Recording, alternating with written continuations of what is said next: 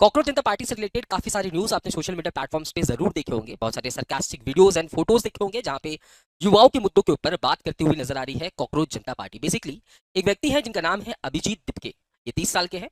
ये Boston university से public relation की पढ़ाई कर रहे हैं और इनके द्वारा इस पॉलिटिकल ग्रुप को फॉर्म किया गया। हालांकि अभी ये रजिस्टर्ड नहीं है, लेकिन एज अ ग्रुप इसे फॉर्म कर दिया गया है। इंस्टाग्राम में इसके 20 मिलियन से ज्यादा फॉलोअर्स हो चुके हैं। आप देखोगे बहुत सारे युवा इससे जुड़ चुके हैं और ये युवाओं का जुड़ने का मेन मकसद ये है कि युवाओं के मुद्दों पे काम करे हमारी जो प्रेजेंट गवर्नमेंट। लेकिन इस पॉलिटिकल पार्टी या कॉकरोच जनता पार्टी को फॉर्म करने के पीछे रीजन क्या है? तो रिसेंटली क्या होता है कि सुप्रीम कोर्ट के चीफ जस्टिस जस्टिस सूर्यकांत एक मुद्दे पे हियरिंग कर रहे थे जहां पे उन्होंने बेरोजगार युवाओं के बारे में, अनएम्प्लॉयड यूथ के बारे में कुछ बातें कही।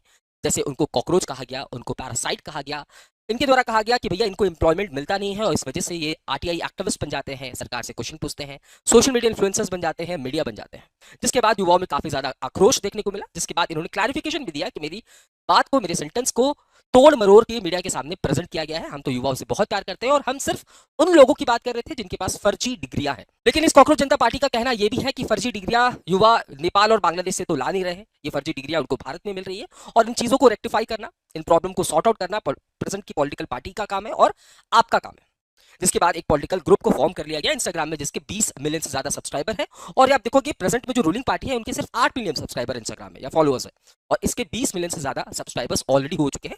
तो युवाओं की एक आवाज आपके रूप में आपको ये कॉकरोच जनता पार्टी नजर आ रही है।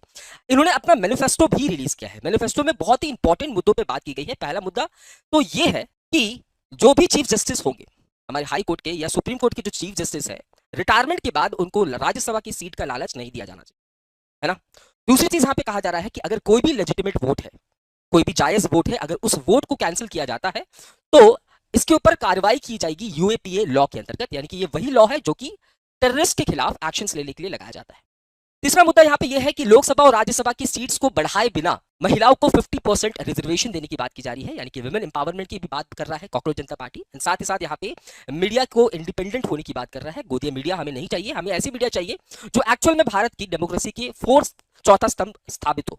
अभी हमारी मीडिया की रैंकिंग 157 पोजीशन पे है आउट ऑफ 180 कंट्रीज। तो हम देख सकते हैं हमारी मीडिया की क्या हालात है। और पांचवा पॉइंट ये है कि अगर कोई एमपी एमएलए लोगों के द्वारा चुनकर आता है किसी पॉलिटिकल पार्टी से और चुनने के बाद वो किसी और पॉलिटिकल पार्टी पे चला जाता है, इसके लिए हालांकि हमारे देश में एंटी डिफेकेशन लॉ भी है जो कि सही तरीके से लागू नहीं होता है।